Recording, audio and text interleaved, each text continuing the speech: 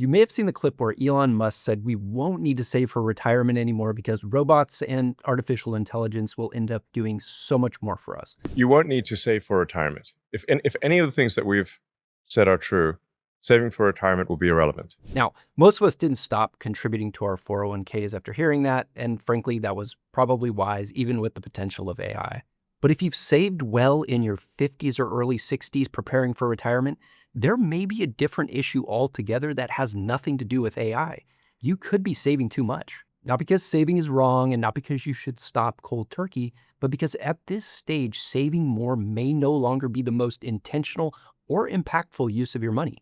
And that distinction matters more than most people realize. This video is about helping you see if you're over saving for retirement, why that can quietly cost you in ways that don't show up on a statement, and what you should be focusing on instead if you want to make the biggest impact on your retirement going forward. And I'll show you how this plays out in a real-world plan for George and Rhonda. So before we talk about changing any behavior, we need a way to answer a very basic question. Is saving still actually helping you, or are you just doing it because you always have? This is where many successful savers get stuck. They've been disciplined for decades. They've maxed accounts. They've avoided lifestyle creep, and that discipline worked. It's put you in the position you are today. But many keep doing the same thing without ever stopping to ask whether the math underneath their plan has shifted. The simplest way planners pressure test this is with something called a funded ratio. The idea is straightforward. You compare what you've already saved to what you actually need to support the lifestyle you want in retirement. Here's how you can plug in your numbers. Take your annual projected retirement spending and divide it by a withdrawal rate. For this video, I'll use 5% as a baseline.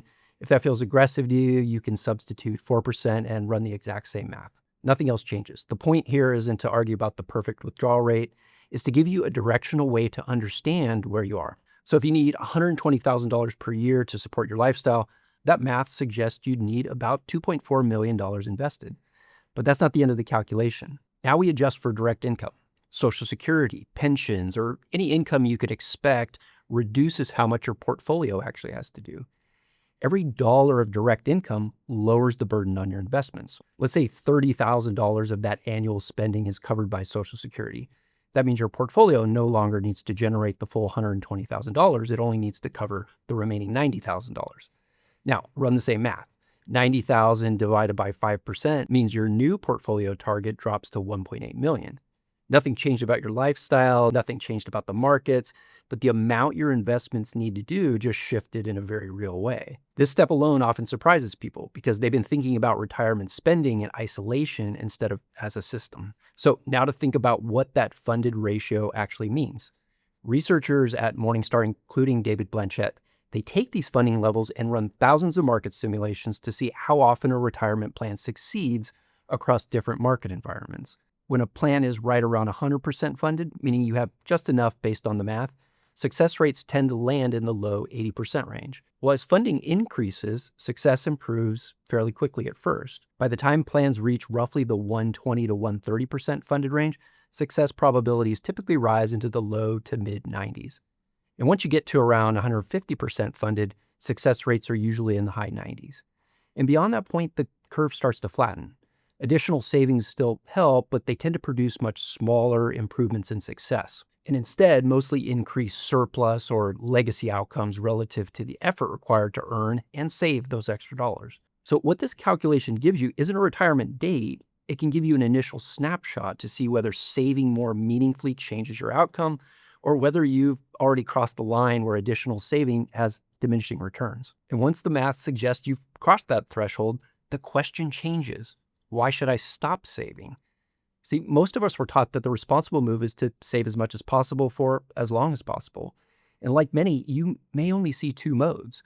You save aggressively while working, and then one day you retire and finally start enjoying life. But what gets missed is this transition phase in between. This phase matters because flexibility is often highest while you're still earning a paycheck. If you stop or reduce saving while you're still working, you free up cash flow at a time when you still have income, structure, and options. That can mean traveling earlier while your health is good. It can mean tackling a kitchen remodel before retirement instead of during it. It can mean giving more to causes you care about, helping family members at meaningful moments, or even dialing back work slightly without increasing financial stress. Large financial outlays while still working are often easier to digest. The goal is not to permanently raise your baseline spending and lock yourself into a higher income need forever. The goal is intentional use of money during a window that doesn't last forever. And that only works if there's a system behind it. Let me show you how this exact scenario played out in a real-world plan and how we replaced saving with significant planning tactics that both freed up cash flow and bettered their retirement. So meet George and Rhonda. They're 58 and 57 today, and they plan to retire at 62 and 61. They have $3 million in their investment portfolio, so they've done quite well. That includes $950,000 in a joint taxable account, $1.7 million in a pre-tax retirement account, and $350,000 in Roth accounts that grow tax-free. They also have $125,000 in bank savings as a reserve. Their home is worth $1.3 million here in Southern California, where I am. They have $110,000 left on that mortgage at 2.9% fixed rate. It's scheduled to be paid off about 3 years into retirement. Right now, George earns $15,000 per month and Rhonda earns $9,000.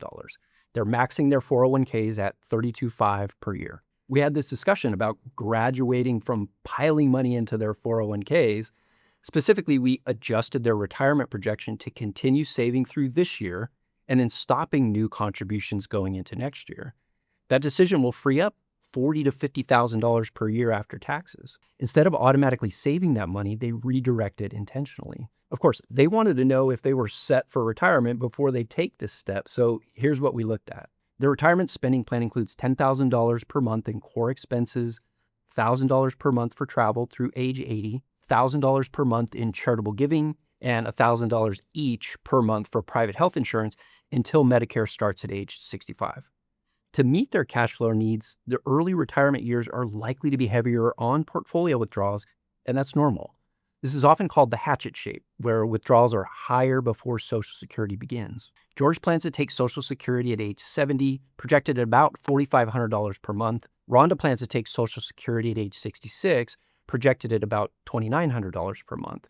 We have decided to revisit Rhonda's start date and possibly even move that up earlier since George will defer. As those income sources turn on, portfolio withdrawals come down. Then the mortgage in 2032 acts like a new income source because a major payment goes away. What they started to see is that retirement isn't one flat line. It's a series of income phases.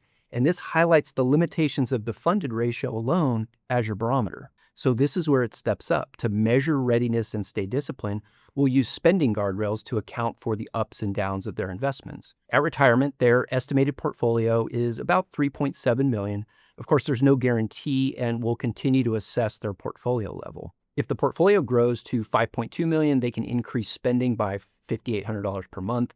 If it drops to just under $2.4 million, they tighten the belt by about $700 per month. This puts a dynamic framework in place to stay on track.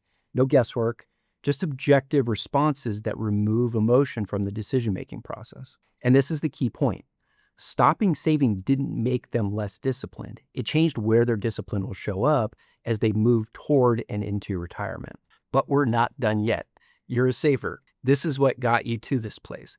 But once you graduate from saving, the focus shifts to a different preparation before retirement and into those early years. The first priority during the runway is considering how to minimize risk. Now, George and Rhonda, they're about 85% in stocks today. George is more growth-oriented in his investment approach. Rhonda would love nothing more than to take some risk off the table. We talked and agreed that the smart approach is balancing both growth and stability.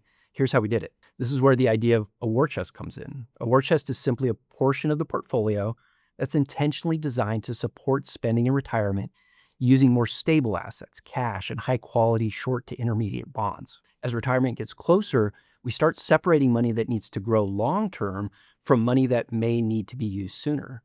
The war chest holds those nearer-term dollars, so George and Rhonda aren't forced to sell stocks if the market is down when they stop working. If markets are strong, great. The growth side of the portfolio keeps doing its job, and we rebalance the war chest buckets with profits from the growth. But if markets are weak, the war chest gives them time to let the markets recover, time to stay disciplined and avoid locking in losses just to fund their lifestyle. For George and Rhonda, this is the perfect balance to address income needs when they get to that point while allowing their growth assets to outpace inflation and serve long-term spending needs. They plan to increase their war chest allocation by 5% this year to help solidify a foundation, and another 5% a year or two down the line.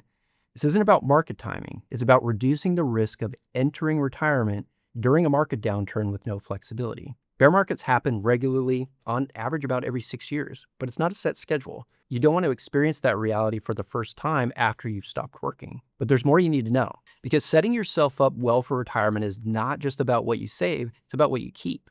That means saving taxes so more can go towards your spending or giving. I mentioned that when they retire, they'll be withdrawing from their portfolio, starting with their non-retirement account first. The good news is that will keep taxes low because not every dollar is taxed to them.